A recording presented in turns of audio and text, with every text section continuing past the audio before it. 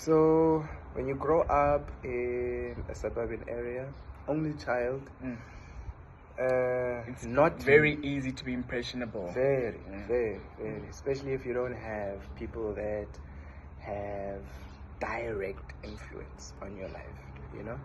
And not to say that my dad was not influential, he was, you know, with a lot of things. It's just that what I've observed is that he is a man. He just made sure that we had food, lights, clothing, you know, everything that we needed. He made sure it was provided for. So, and I appreciate him immensely for that. You understand? Yeah. But in between all of that, as a young boy, Very there young. are things that kind of get to you and that can influence you in a very, very negative way.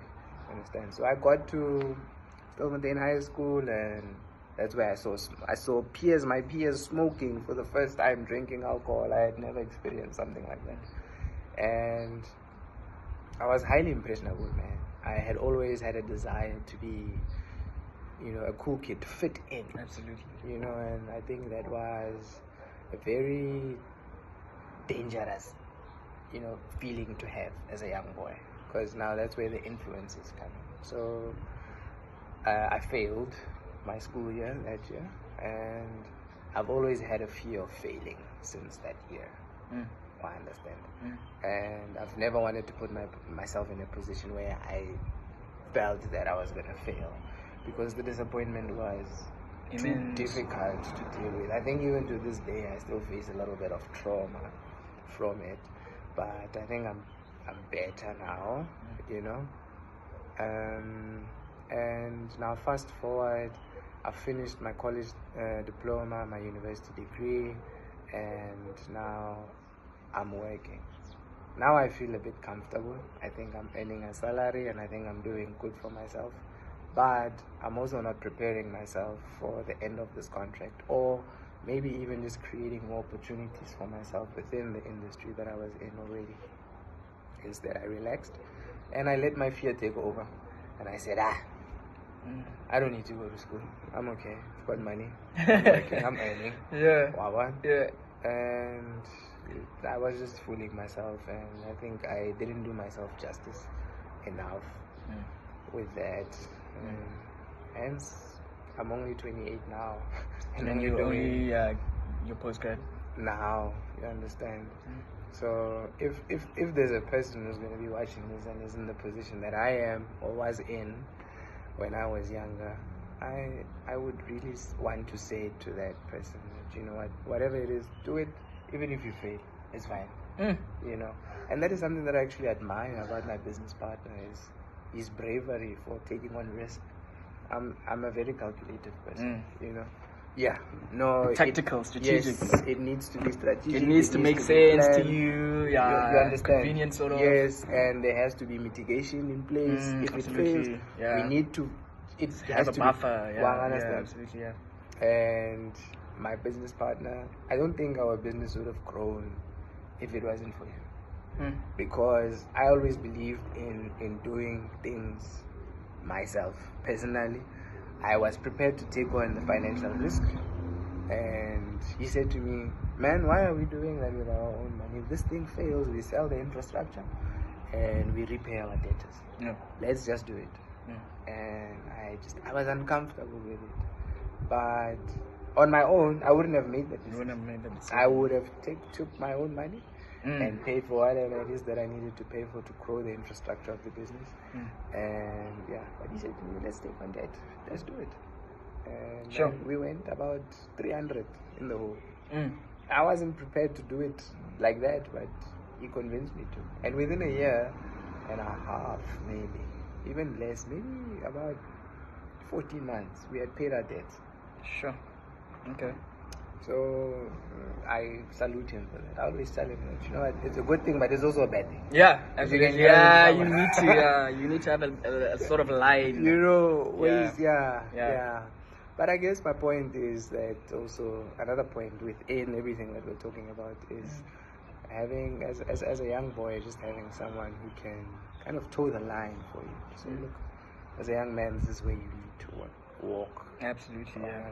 It's very crucial, it's very important. Yeah. I mean, I salute our fathers for building building us up and stuff, yeah. You know, they did good, they did well Absolutely, for themselves, man, for us, they ensured that we were good. But in raising young men, I feel that more is needed than just financial stability in the home, you know. Absolutely. So, yeah, man, I guess that is how I find myself where I am today, unemployed, small business holder, and still pursuing my academics today.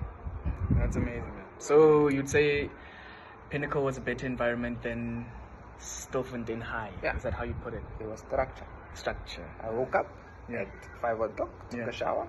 6 o'clock was breakfast. Breakfast time. Everyone had to be in the hall. You guys had to be seated in you had to queue the line to get breakfast, stuff like that. 7 o'clock, you attend your first class.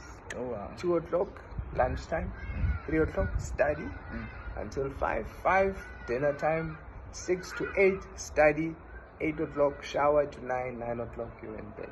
So there was a lot of structure. You understand? So it helped you. You dealt a bit better with the structure. Yes, but it's also a very, very, very dangerous place because now you find yourself as a grade 8 student sleeping in the same hostel as a grade 10 or grade 12. Who is now acclimatized to things that you are really not familiar with. And the influences there are also bad, you know. So there was a couple of kids that were caught smoking, drinking, and all those things. But I guess with the schools, with the boarding schools, they try as much as possible to protect the kids from all those things. So it's not an occurrence that happens every day. But when you look at our public schools here within towns where you find kids during break time walking out of schools to go and eat at a local restaurant or whatever, now that's where the problems are, because the schools in town that are close to Petersburg where they sell drugs. And you see how many drug addicts those schools have produced. A lot.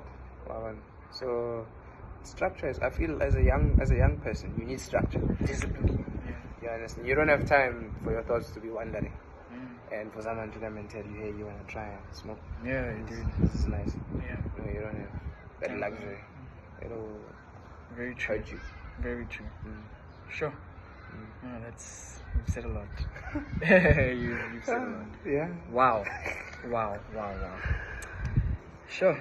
No, I hear that. I've even lost my line of thinking. I forgot what I was going to say. Remember, we're just we're relaxing. We're cruising. We're cruising.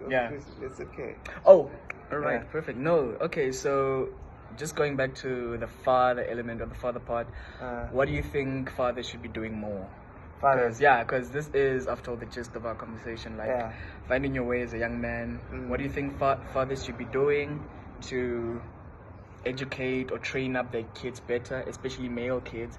When you look at sort of the influences you were talking about, the many loopholes that young men, people fall into, what do you think parents should be doing better, and what do you think young men like ourselves should be doing better to avoid traps and pitfalls that take so many people astray? I think fathers are far. I think let's start with young men. Me and you. Absolutely,